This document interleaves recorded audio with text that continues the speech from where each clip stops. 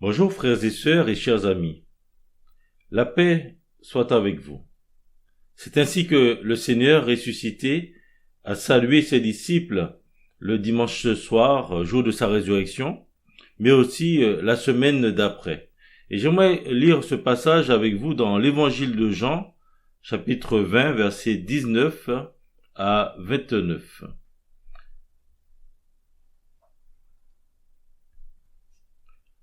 Le soir de ce jour, qui était le premier de la semaine, les portes du lieu où se trouvaient les disciples étant fermées à cause de la crainte qu'ils avaient des Juifs.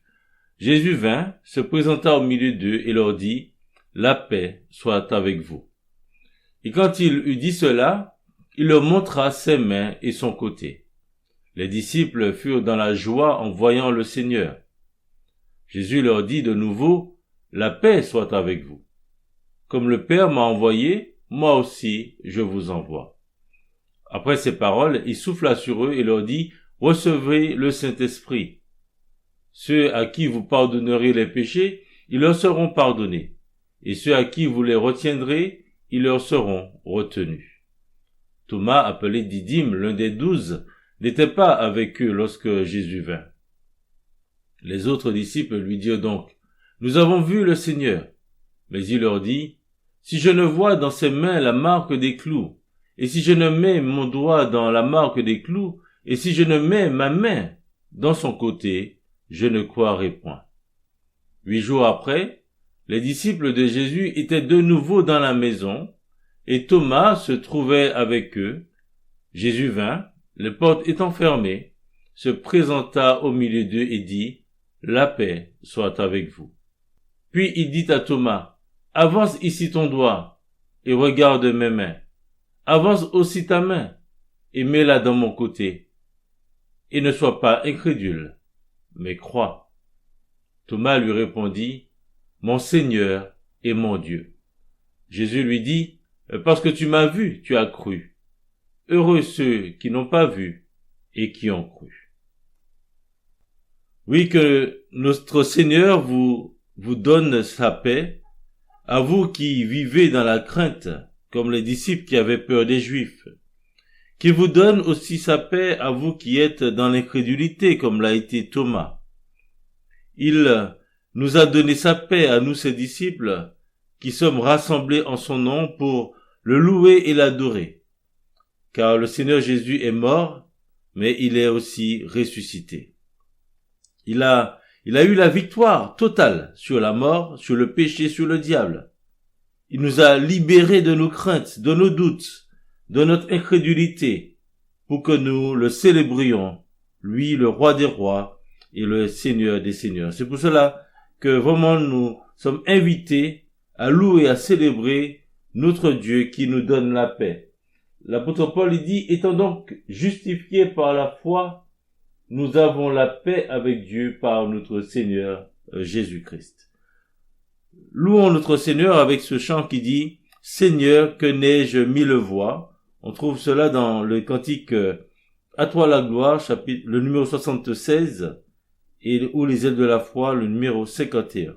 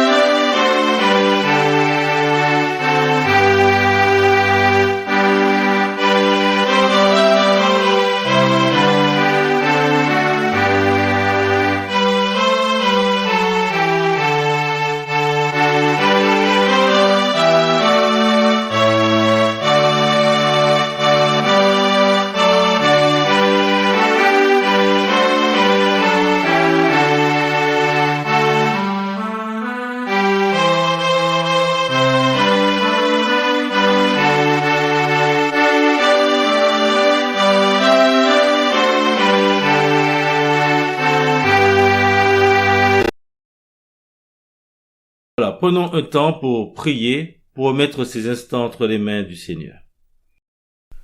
Seigneur Dieu, nous voulons te remercier pour la paix que tu nous donnes, la paix que nous avons avec toi, parce que nous avons été déclarés justes par toi.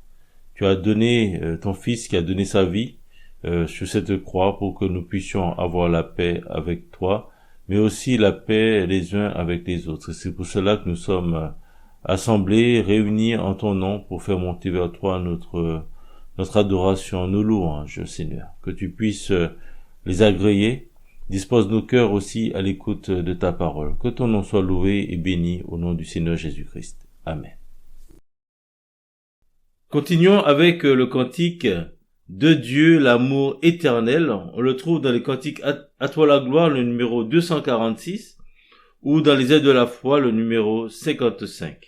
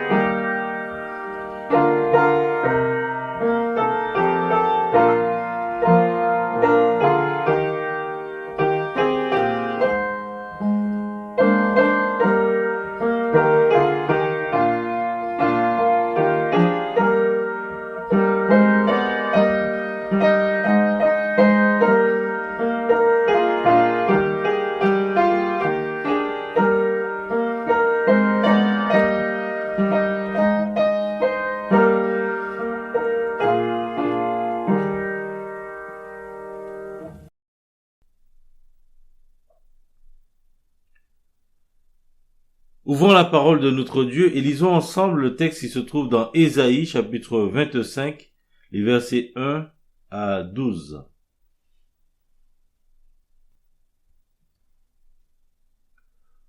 Ô Éternel, tu es mon Dieu, je t'exalterai, je célébrerai ton nom, car tu as fait des choses merveilleuses.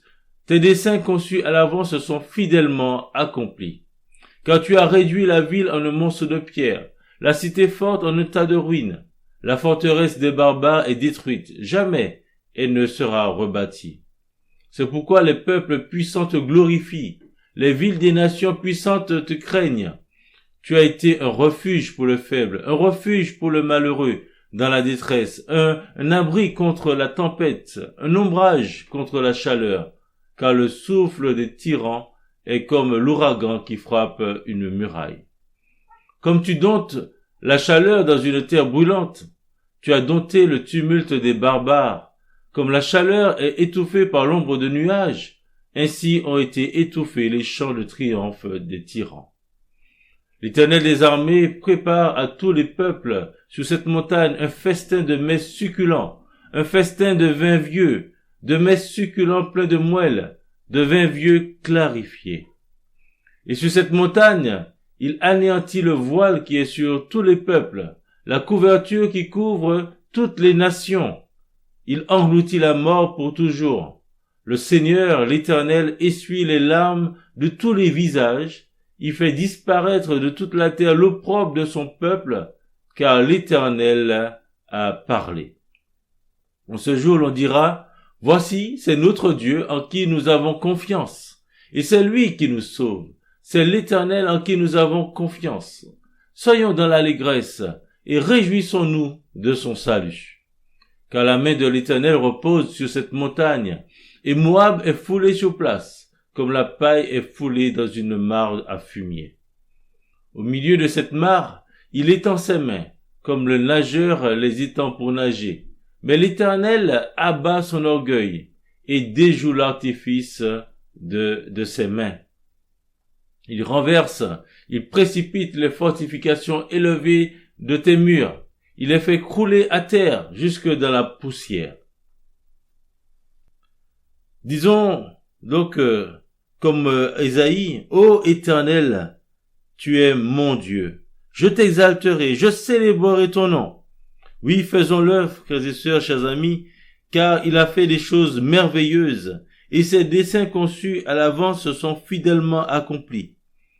Les peuples puissants reconnaissent leur faiblesse et glorifient Dieu. Il est un refuge pour le faible, pour le malheureux qui est dans la détresse. Il est dit au verset 4 qu'il est un abri, un ombrage. Donc oui, célébrons notre Seigneur, exaltons notre Seigneur. Continuons avec le chant « Les cieux et la terre ». Ça se trouve dans le cantique « À toi la gloire », le numéro 48, ou dans les ailes de la foi, le numéro 37.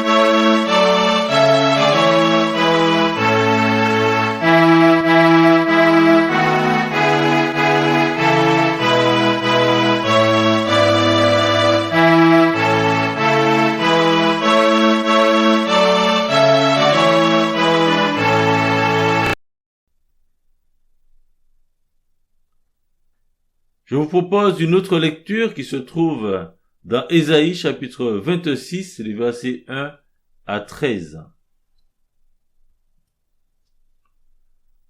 En ce jour, on chantera ce cantique dans le pays de Juda. Nous avons une ville forte. Il nous donne le salut pour muraille et pour rempart. Ouvrez les portes. Laissez entrer la nation juste et fidèle. À celui qui est ferme dans ses sentiments, tu assures la paix, parce qu'il se confie en toi. Confiez-vous en l'Éternel à perpétuité, car l'Éternel est le rocher des siècles. Il a renversé ceux qui habitaient les hauteurs. Il a abaissé la ville superbe. Il l'a abaissée jusqu'à terre. Il lui a fait toucher la poussière. Elle est foulée aux pieds des pauvres, sous les pas des misérables. Le chemin du juste est la droiture. Toi qui es juste, tu aplanis le sentier du juste. Aussi nous t'attendons, ô Éternel, sur la voie de tes jugements.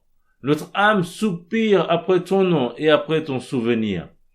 Mon âme te désire pendant la nuit, et mon esprit te cherche au-dedans de moi. Car lorsque tes jugements s'exercent sur la terre, les habitants du monde apprennent la justice. Si l'on fait grâce aux méchants, il n'apprend pas la justice. Il se livre au mal dans le pays de la droiture, et il n'a point égard à la majesté de Dieu. Éternel, ta main est puissante. Ils ne l'aperçoivent pas. Ils verront ton zèle pour le peuple, et ils en seront confus. Le feu consumera tes ennemis.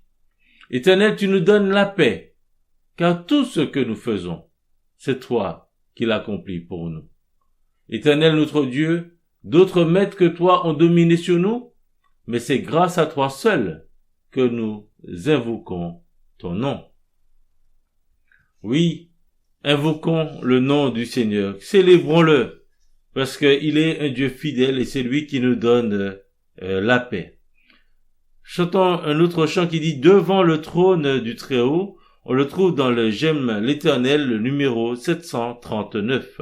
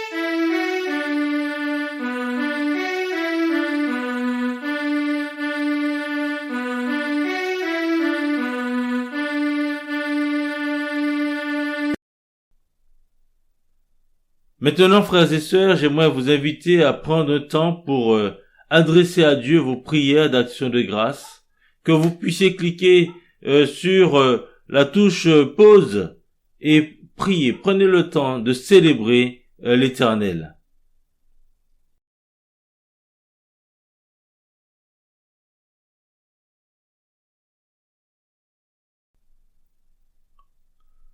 Voilà, n'oublions pas d'adorer notre Dieu aussi avec nos offrandes. Alors, l'œuvre de Dieu a besoin du soutien, de l'aide des uns et des autres. Donc, que chacun puisse honorer Dieu aussi en mettant à part les offrandes pour la gloire de notre Dieu et pour l'avancement de son œuvre. Frères et sœurs, pour les annonces, je vous rappelle que les réunions en présentiel sont supprimées, sauf pour le culte du dimanche. Donc, nous nous retrouvons le mercredi à 20h via notre site internet pour écouter l'étude biblique et le dimanche pour le culte. Et donc n'oubliez pas de vous inscrire ou de respecter le planning qui a été mis en place. Nous allons laisser la parole à notre frère Marc pour la prédication. Que le Seigneur vous bénisse. Je vous souhaite de passer une bonne semaine sous son regard. Bonjour frères et sœurs, bonjour chers amis. Nous avons la joie d'être ensemble pour nous laisser instruire par la parole de Dieu. Ce matin, j'aimerais vous parler du châtiment de Dieu et voir ensemble les buts du châtiment de Dieu. Je vous invite à prendre votre Bible dans le livre des Hébreux au chapitre 12, à partir du verset 1. Hébreux 12, 1. Nous donc aussi, puisque nous sommes environnés d'une si grande nuée de témoins, rejetons tout fardeau et le péché qui nous enveloppe si facilement, et courons avec persévérance dans la carrière qui nous est ouverte, ayant les regards sur Jésus, qui suscite la foi et l'amène à la perfection. En échange de la joie qui lui était réservée, il a souffert la croix, méprisé l'ignominie, et s'est assis à la droite du trône de Dieu.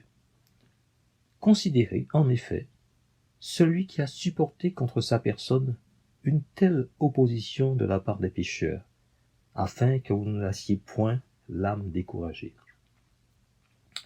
Vous n'avez pas encore résisté jusqu'au sang en luttant contre le péché, et vous avez oublié l'exhortation qui vous est adressée comme à des fils. Mon fils, ne méprise pas le châtiment du Seigneur, et ne perds pas courage lorsqu'il te reprend.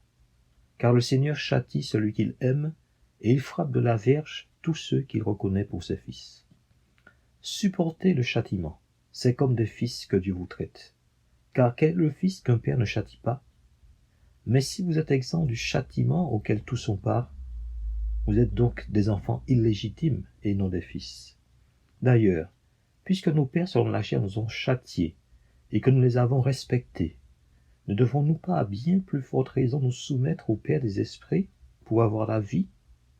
Nos pères nous châtiaient pour peu de jours, comme ils le trouvaient bon. Mais Dieu nous châtie pour notre bien, afin que nous participions à sa sainteté. Il est vrai que tout châtiment semble d'abord un sujet de tristesse et non de joie, mais il produit plus tard, pour ceux qui ont été ainsi exercés, un fruit paisible de justice.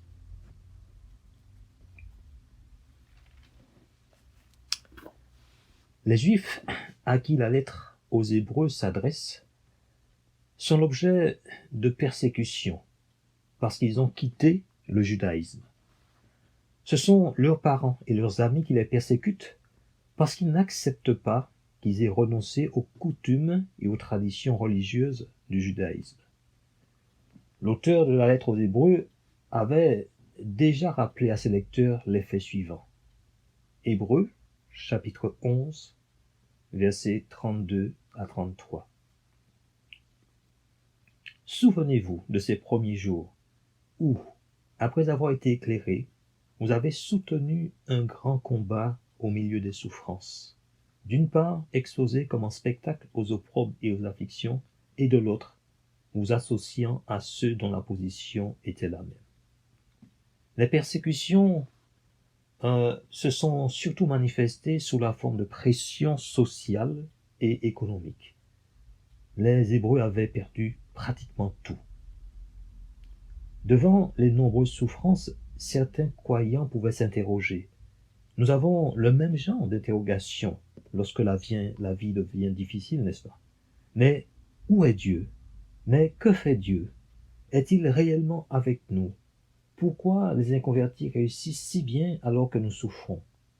La fin du chapitre 11 commence à répondre à ces questions et va fournir un fondement pour les exhortations du chapitre 12. La souffrance des croyants n'est pas quelque chose de nouveau. Les croyants de l'ancienne alliance ont aussi souffert pour le foi. Et nous le voyons dans Hébreux, chapitre 11, versets 34 à 38. Ces croyants de l'ancienne alliance ont connu toutes sortes d'afflictions parce qu'ils espéraient en l'Éternel.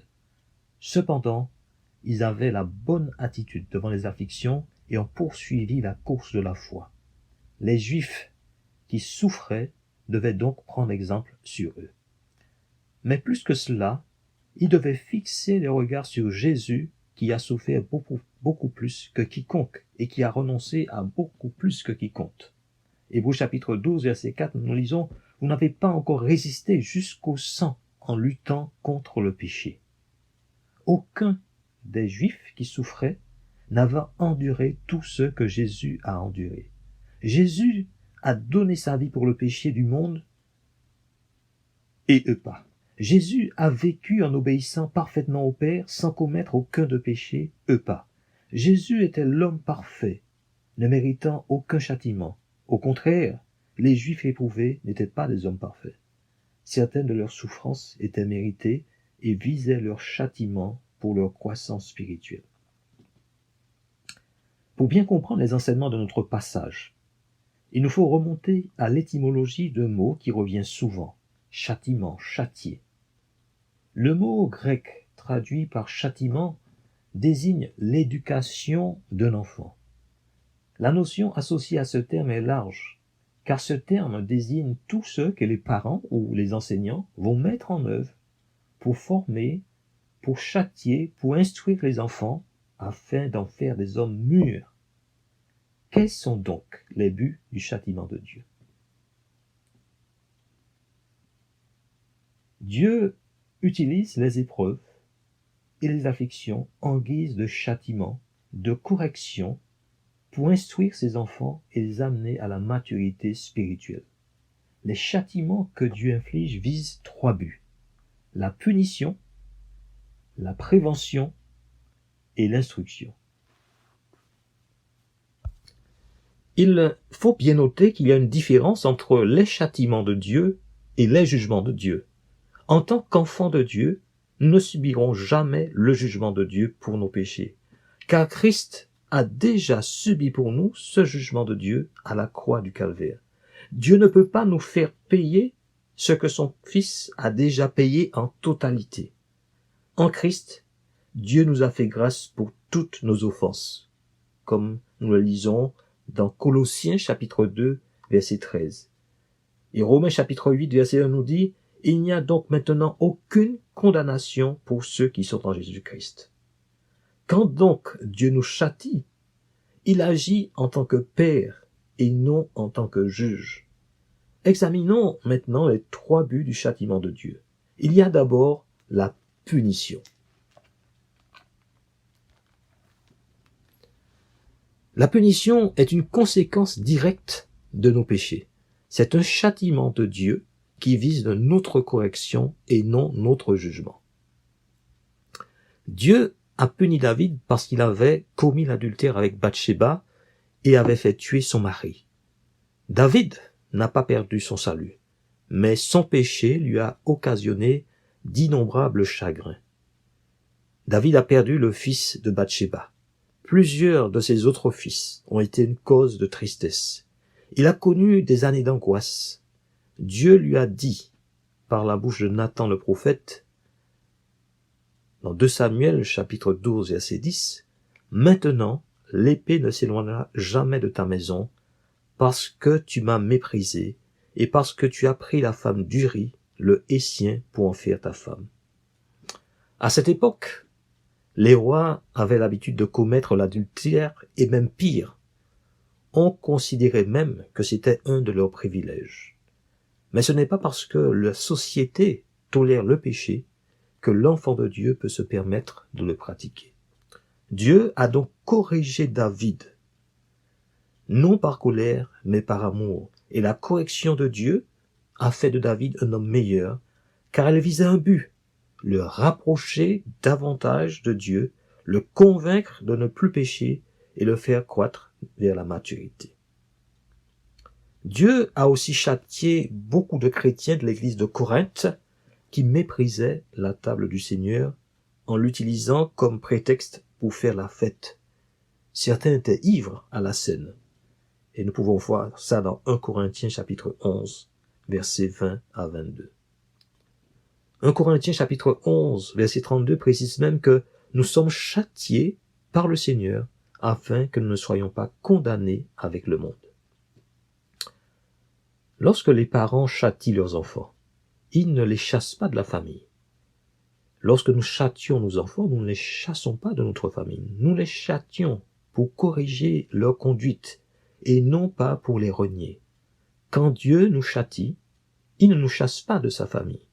Bien au contraire, il cherche à nous amener à une communion plus profonde au sein de sa famille.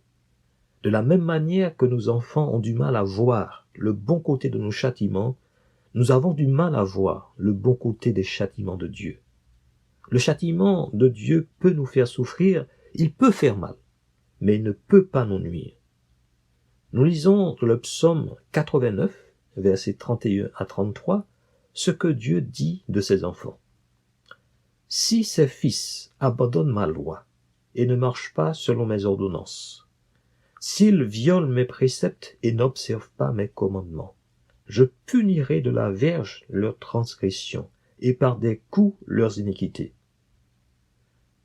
Et nous voyons dans ce même psaume qu'avec la promesse du châtiment vient la promesse de la fidélité à l'alliance. Et nous lisons les versets 34 à 35.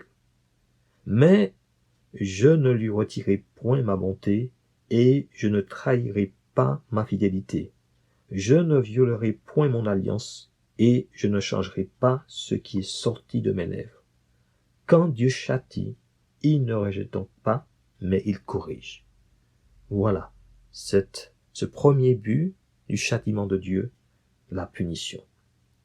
Un deuxième but du châtiment de Dieu est la prévention. La prévention est un châtiment de Dieu qui a pour objectif de prévenir le péché. De la même façon que les parents placent des limites et même des barrières physiques autour de leurs enfants pour les protéger de danger, Dieu place des limites autour de nous pour nous protéger du danger. Ce qui peut nous semblait être une dure épreuve est en réalité une manifestation de l'amour protecteur de Dieu. Considérons l'exemple de l'apôtre Paul. L'apôtre Paul a été l'objet de l'amour protecteur de Dieu.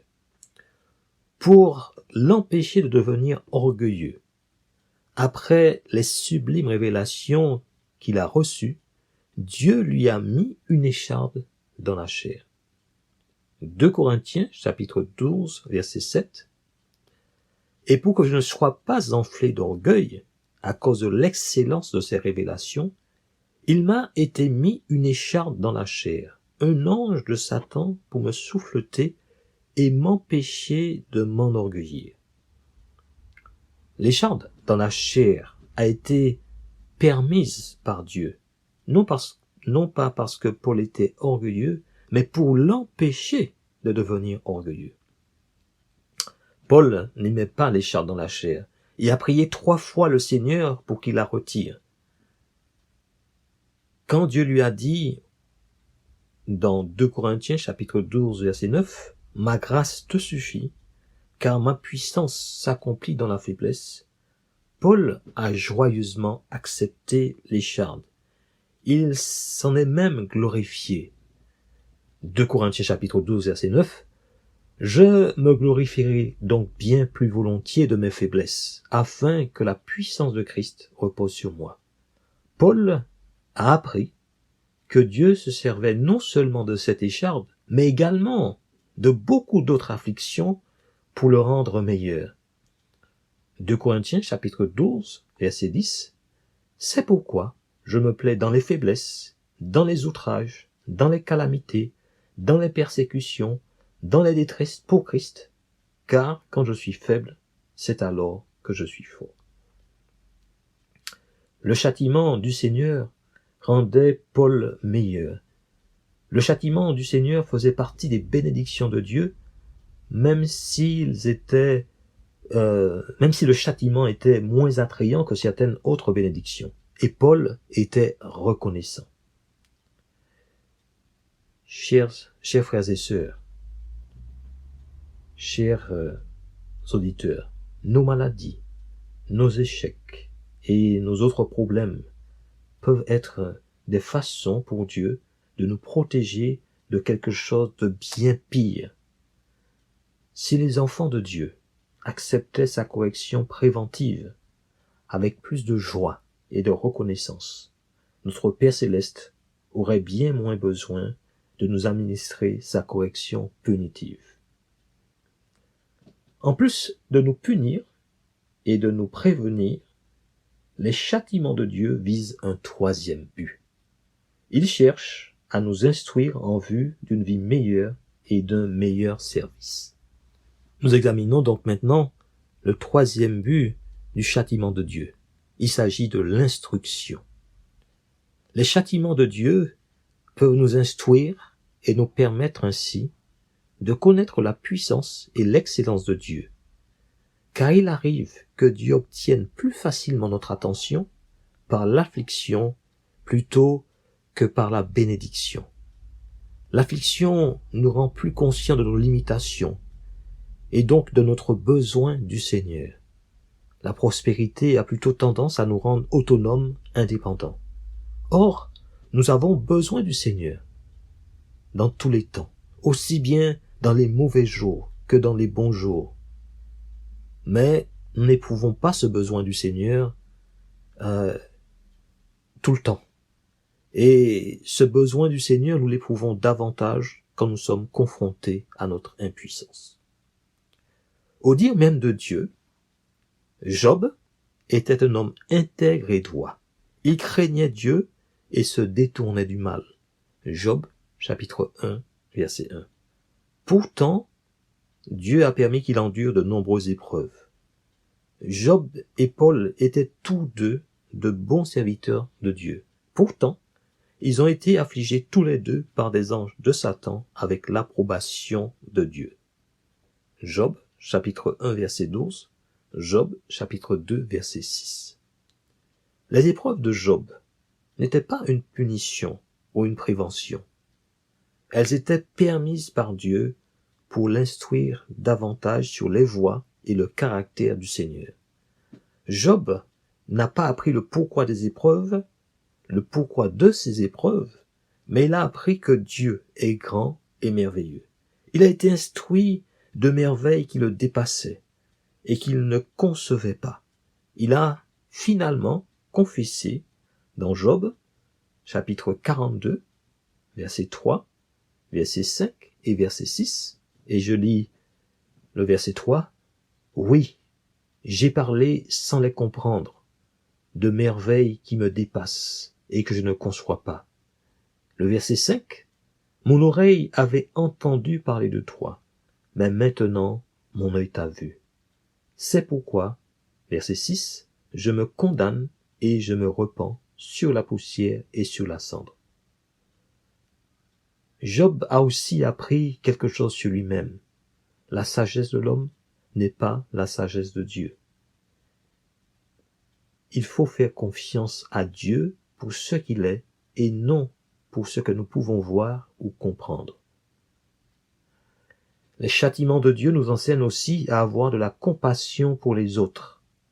L'expérience de Job nous en donne une illustration. Et nous lisons dans Job, chapitre 42, verset 10, « L'Éternel rétablit Job dans son premier état, quand Job eut prié pour ses amis. » À travers toutes ces souffrances, Job a appris davantage sur Dieu, davantage sur lui-même et davantage sur les autres.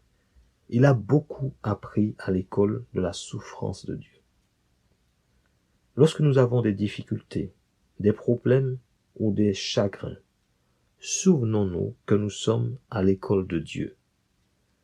Ces châtiments visent à nous punir, à nous protéger ou à nous instruire. Seule la foi peut nous amener à apprécier le châtiment de Dieu. Vous n'avez pas encore résisté jusqu'au sang en luttant contre le péché, et vous avez oublié l'exhortation qui vous est adressée comme à des fils. Mon fils, ne méprise pas le châtiment du Seigneur, et ne perds pas courage lorsqu'il te reprend, car le Seigneur châtie celui qu'il aime, et il frappe de la verge tous ceux qu'il reconnaît pour ses fils. Voilà, frères et sœurs, se termine ce matin notre méditation sur les châtiments de Dieu et leur but, et je vous laisse avec le cantique numéro 655 des ailes de la foi, mon cœur voudrait t'aimer. Que le Seigneur bénisse sa parole dans nos cœurs.